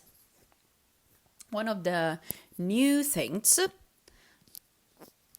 so something new compared to what actually happened at the very beginning last year in September, is the full involvement of companies. So the involvement of local associations and companies. And as I mentioned at the very beginning, one of the main characteristics that are at the basis of Modena's DNA is the great manufacturing and industrial tradition with very profound roots. If we think of the craftsman village in Modena, this is fundamental, and the companies can actually create an added value for the local area. So here on stage there is Michele Poggi Pollini, president of the Young Entrepreneurs of Confindustria Emilia, whereas Luca Baraldi is connected, is online, and he is head of corporate identity at Amagamma SRL. So one example of artificial intelligence at a local level, and we ask them to talk about the projects that they are bringing forward in the private world, so not as public institutions. And in particular, to focus on the projects that can be carried out in an area where historical places and historical examples are being transformed together with industrial areas that are being reconverted as spaces for the creative industry. Luca, the floor is yours. Well, thank you. Thank you to the councillor and the committee for inviting me, for calling a company part in in an event, in such an event. And it's a privilege for me and for Amagamma to be part of this working group and create together a value that can actually represent the contamination between disciplines and even something more. And I only have a few minutes, but I hope I will be able to share with you this idea. Amagamma was born 7 years ago. It's a company dealing with applied mathematics. Mathematical models are used within companies to simplify production processes. So we try to give a sense, a meaning to numbers and translate them into decision-making tools. The company has been growing rapidly. There are 65 people at the moment in the company. And the vision of Amagamma, something that makes it unique, is the fact of involving several disciplines. So it involves different subjects from mathematics to physics, but there's also a designer, an expert of religions, and so different people that are working to make the vision of Fabio Ferrari, the founder, come true. And we want research and doubt to become a driver to develop not only mathematical models for companies, but also mathematical models for the society as a whole. So let's start from artificial intelligence and the application of mathematics. In the course of years, Amagamma has been thinking of something that was becoming important to face, the lack of precision that was becoming more and more present. And we wanted to underline what artificial intelligence was and how it could influence the development of knowledge. 2 years ago, in a moment in which everyone internationally and institutionally was mentioning, digital humanities or 4.0 humanities, we decided to focus on what humanities were. And we launched a manifesto on the 13th of September 2019 during the Philosophy Festival in Modena. This manifesto was called Manifesto della Razionalità Sensibile. And it is inspired by one of the main promoters and founders of humanities. Giovanni Pico was expert in the Kabbalah, was a Christian, and he tried to apply the Kabbalah to reality. And it's similar to what is used in data science. He said that it is possible to act on a code representing reality. And if this was possible, modifying the reality itself would have been possible as well. So we decided to include some points, some questions within the manifesto, and create this relationship between mathematics, reality, and human beings that live in this reality. The manifesto actually mentions some questions, some doubts on the limits of the human approach or harmony that is the basis of nature itself. The capacity to translate, the ability to translate reality into numbers and data, and also the freedom to act, which is also the basis of an ethical reflection. We are used to thinking of artificial intelligence as something, only technological, only robotic. And this somehow dehumanizes the possibility of applying such thinking to reality. But actually, we wanted to elaborate this concept of sensitive reality, but not just focusing on what Matteo Alcalà mentioned.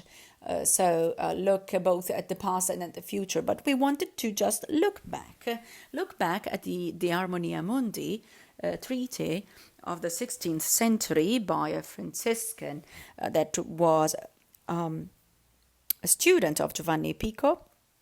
And he said that rationality was the highest form of knowledge, and senses would have limited that knowledge. So artificial intelligence, in a way, allows us to go beyond the limits of senses and understand better the correlations existing between things, between objects. Artificial intelligence allows us to step forward and understand the correlations, for example, between a butterfly flying in Cape Town and an earthquake in Tokyo. Starting from this concept, we said that rationality is sensitivity. So our company vision is based on the idea that there are false dichotomies between concepts, such as the separation between rationality and sensitivity. Our language also uses the word sensitivity not only as connected to the senses, but also as connected to emotion. So it would correspond to both sensitive and sensible in English.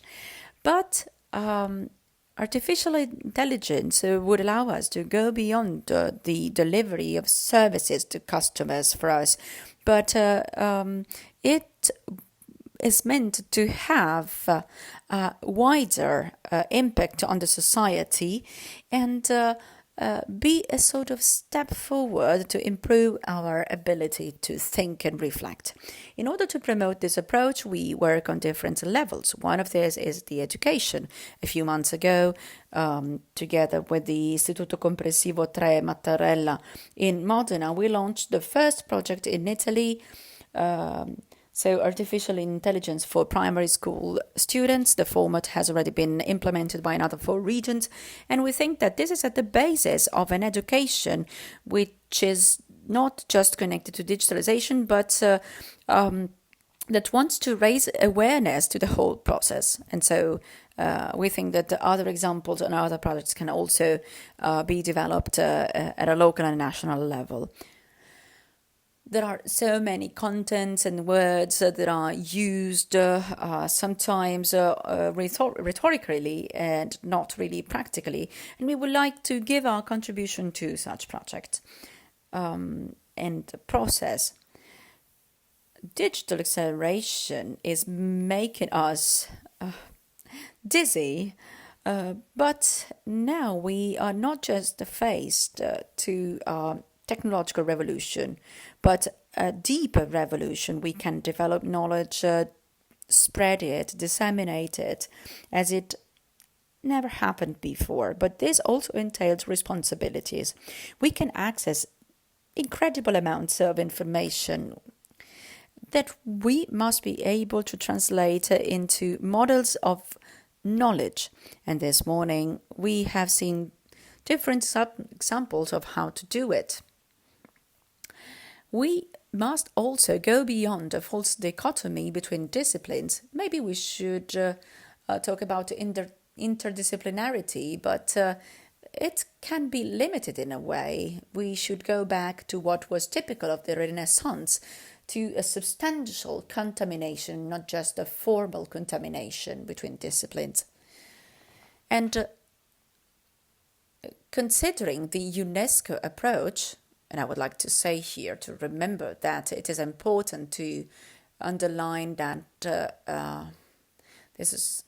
UNESCO is not just cultural, it was a diplomatic institution. It was born when the ministers of allied countries were wondering at the end of the Second World War what kind of elements could transform the society in order to prevent the risks that caused the situation, or a situation of conflict of World War II. So UNESCO really invites us in a way to take our responsibilities and make the society evolve and move from the concept of sustainability, take moves from that. The Council of Europe in 2005 invited us to think of the cultural heritage in terms of knowledge. So we need to be able to take that knowledge and put together all the values that are the basis of the competitiveness and the uniqueness of Modena, not only to become a territorial brand, but a real cultural diplomacy tool. We can put together foundations, public bodies, and companies. And this process, this prestigious and virtuous process, can finally attract people as well and support them as well. But so why including a company within the committee? Because a company is an example of the production world, but it also plays an educational role, both in schools and in terms of social inclusion, trying to help large and small companies in implementing these kinds of innovation, not only in terms of technology, but also in terms of way of thinking. And our role within the committee, I hope, should be central also because the company is much stronger to, reach out at an international level. Amagama, for example, is already present in Israel, and in the last 2 years, we have been able to call back to Italy 9 researchers that were working abroad. So, if a company is able to attract a researcher working at MIT, I think that that's a very important contribution that the company can make to the society as a whole. Moreover, a company is a cultural player that can generate value for the whole collectivity, for the whole community. So our manifesto underlined that knowledge is what makes us responsible for what we will do in the future, a responsibility that we will try to give back, let's say, to our territory, to the city, and we will be playing our role as a promoter of culture and of a network that will bring a new value to Modena. Thank you.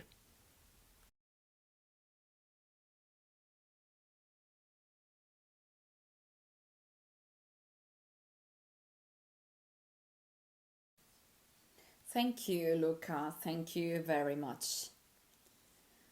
Going back to what you've just said about companies as cultural players, well, here is Michele Poggi Pollini, the president of Young Entrepreneurs of Confindustria Emilia. So it's the, let's say, center, the core of a company network that really wanted to promote a cultural heritage, the heritage uh, of companies that are also cultural heritage at the same time. I would like to ask him to tell us something more about this, and finally leave the floor to Daniele Francesconi to talk about the Festival Filosofia. Good morning to everyone. It's a big honor for me to be here today and talk on behalf of Confindustria Emilia and the young entrepreneurs, because I think that this is one of the most important projects. I would like to ask to play the video that I've prepared.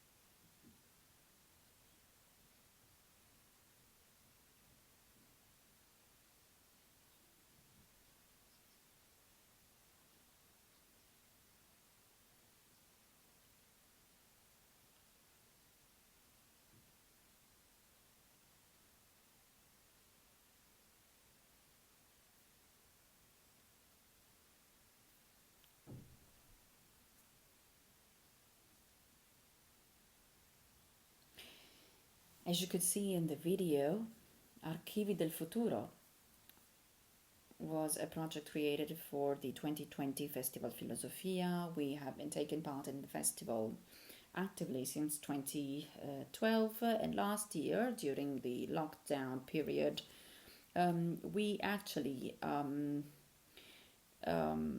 wondered what kind of project to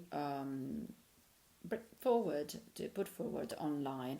It's something I'm really proud of because there was some internal innovation. We collaborated with companies, local companies that actually took part in the project in a very proactive way and in a very positive way. They were very happy to contribute to the project, and the idea was to rediscover the archives of companies, so the role of companies at a local level. As Andrea mentioned earlier, we are in an area where the manufacturing companies are fundamental, and we wanted to find, historical projects or historical designs within these companies. And because, very often you do not know the past, the roots where you come from. This is where process started. And I would like to thank once again Andrea and the municipality of Modena also for supporting us in the past and for keeping on supporting us in this project. As I said at the beginning, we worked with companies. Several companies supported us and followed us. The starting idea was to repropose technologically and digitally these projects in a more innovative way. We worked together with a Modena startup called Alta Definizione. We took photos and scanned very high definition the projects of the 2020 edition, and we worked to represent a sort of immersive experience. So in the past, our companies had, projects, technicians drawing their designs. So the creativeness of the engineer and of the people was at the basis of them. And we wanted to study these archives and make them available to young people as food for thought. So we want to be promoter of both culture and cultural and company culture, corporate culture. And we want to be there for new generations, for the young people that are getting in touch, with the world of work.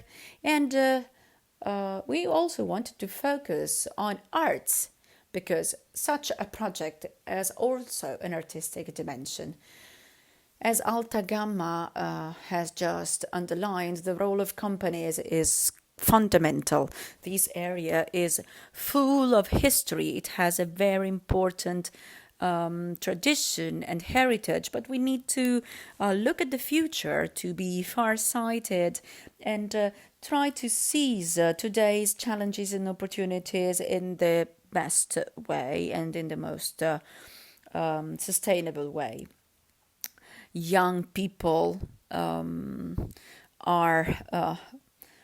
have to do with technologies every day, even in an excessive way sometimes. In the past, entrepreneurs founded some of the most important companies, and we want to make this known.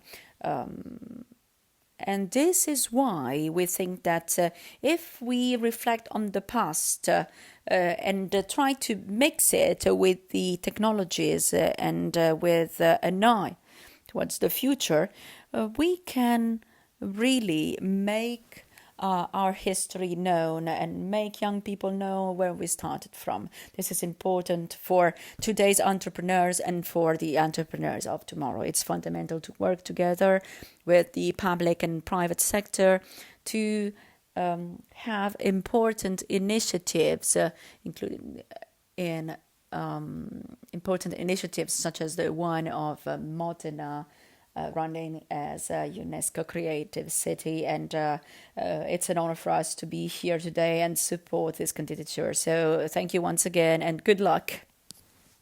Thank you very much, Michele. I wanted to thank you personally, also because, the fact of having new generations, young entrepreneurs, is important for focusing on the future, but at the same time be based on the important roots that we have, because as we have said several times, the roots are fundamental for our entrepreneurial world and for our companies. Now let's move to the following speaker, Daniele Francesconi, Director of Festival Filosofia, so the Festival of Philosophy, and he is also in charge of Ago Modena Fabbriche Culturali. He will tell us something more about the factories of digital culture and Also, we will focus on the next steps involved in this adventure, which is extremely exciting and is allowing the city to have an important position and become a city that can really attract and develop the creative industries. Thank you, Andrea. Thank you. Also to all the people that are following online. Thanks to all the other speakers that have spoken today. My task is both difficult but an honor because I have to conclude, and it's difficult to, somehow put together such a series of proposals that are so different and so varied. To conclude today's morning, I would start from some general ideas and general considerations about the starting point of this candidature. It was a very brave thing to do. And then I would also like to mention what kind of contribution Anche Modena Fabbrica Culturale can make to this candidature. Several projects have been carried out within the Anche Modena Fabbrica Culturale association, and so it has been mentioned several times also by other speakers.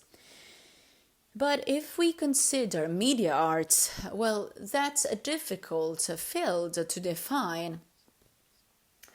But a great transformation is at the basis of it. In the 20th century, processes, the basis of consumption and production of cultural products have undergone important transformations and changes, also thanks to technologies.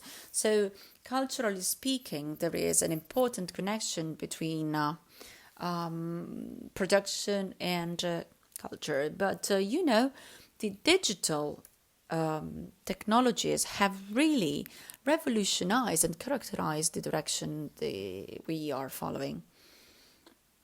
It has changed the relationship between the original artwork and the copy, for example. It allows for new ways to be in contact with the artwork itself, be it music or visual art. And the digital transformation also has a particular potential. It offers brand new ways that are also very democratic and that allow many people to access the cultural heritage. So it's something unprecedented, not only in terms of access to art archives, to libraries, but also to the heritage of oral tales, for example, or the archives of company, the story of companies. And then there is also a redefinition of the roles of the author and the spectator.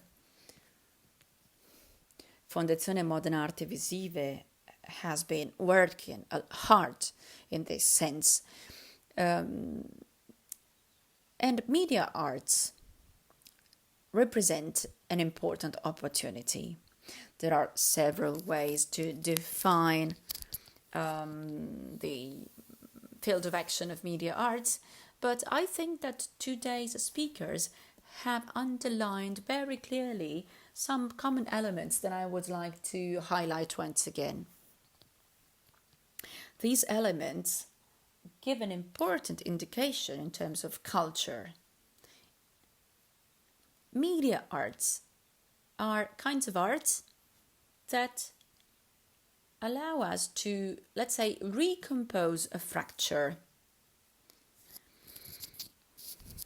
For example, there was a sort of trap, and during Romantic age, we thought that creativity and production were separated, that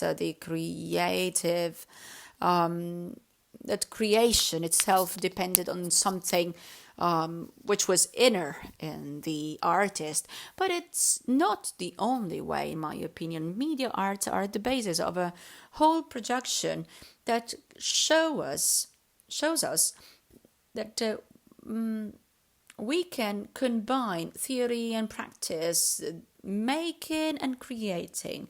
And this is, in my opinion, the horizon within which the experience of Modena is also included. There's a collaborative spirit in this city and in the local area. Considering that we talk about a 4.0 future, we know that techni and art come from the same word. Ars is just the Latin translation of the Greek word tech.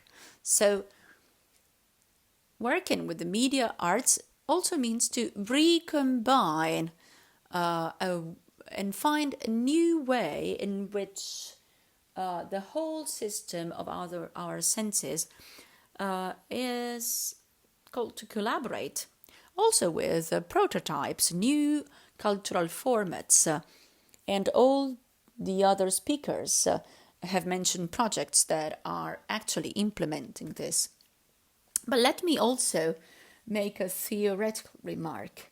We need to start working on proposals that can take into consideration a possible separation between the localization, the fact of being in a world with some specific geographical coordinates, and our presence, so the fact of being in the world in a connected way. These two things that had always been glued, let's say, to each other, can now be separated and glued once again thanks to the collaboration with technologies. And I think this is the future. This is the future horizon. What can Ago Modena Fabbriche Culturali do in this sense? Ago Modena is, let's say, an umbrella project promoted by the municipality of Modena, the university, and also the Italian Ministry of Culture. And it somehow sums up what have been said so far. It's a project of the new cultural PO that was also approved by all the stakeholders and is like the matrix of its work. I don't have much time, but I'd like to use some keywords to sum up what it is. It is a place. It is a place for regeneration. If you think of Sant'Agostino, there was a big funding that allowed this area to be regenerated for this association to find a place and become a source of transformation with the Palazzo dei Musei and the Ospedale Stense. This area of the city will be at the basis of a renovation also in terms of urban planning and regeneration.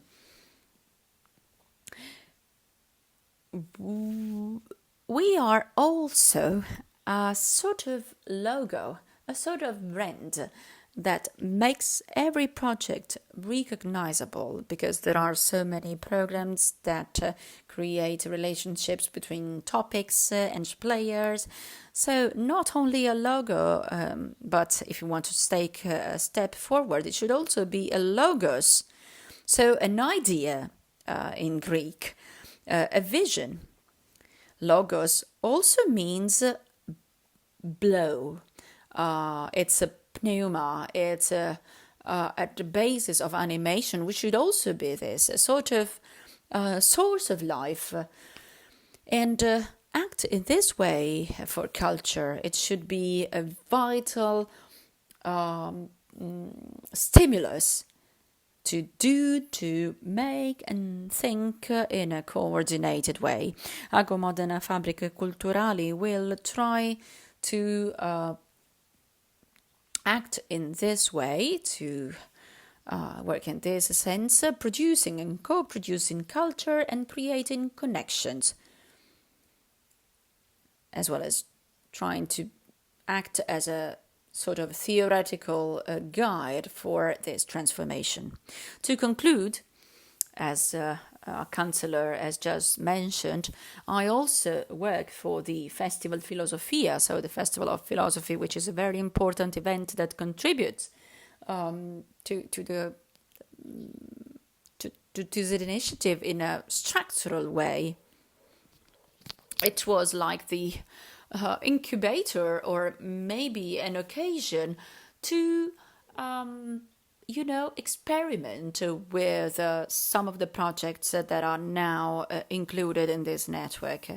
And it is also a very important example of an event that has been continuing for several years with a relationship with UNESCO itself, because we were supported by the National UNESCO Committee. And I think that it can really create a context in which some of the most important ideas can circulate, ideas that are at the basis of this very brave and important initiative by the City of Modena. Thank you. Thank you very much, Daniele. Thank you for your ideas. Well, actually, it was not a conclusion, because the process is still in theory, is still in progress, undergoing. So it's actually developing and widening. This candidature aims to be a candidature of the whole area of Modena and of all the players. We chose to have this event on the 19th, because the 18th of April is one of the days that UNESCO devotes to celebrating cultural heritage spaces. And the 21st of April instead is the Day of Creativity for UNESCO. And so ideally we wanted to be in this in-between space, keeping together the past, the present and the future. The city as a goal, we wanted to be as, capable as possible in positioning the city in a network of partnerships and cooperation. In particular, we wanted to do this looking at the future and in the post-COVID period. It's a particular cluster that asks its players for a continuous experimentation. And we think that on this first occasion, we have underlined what different cities, cultural associations and institutes in the city are doing and have been doing for several years now.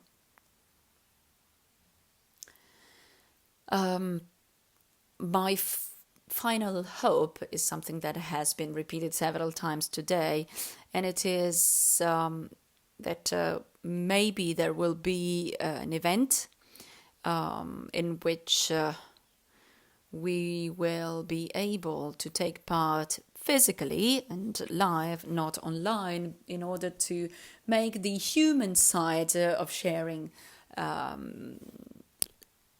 lively and important once again.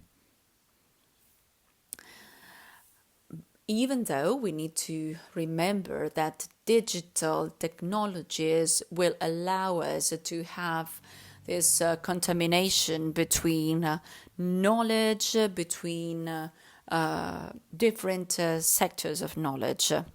To conclude, I would like to quote Maurizio Ferraris.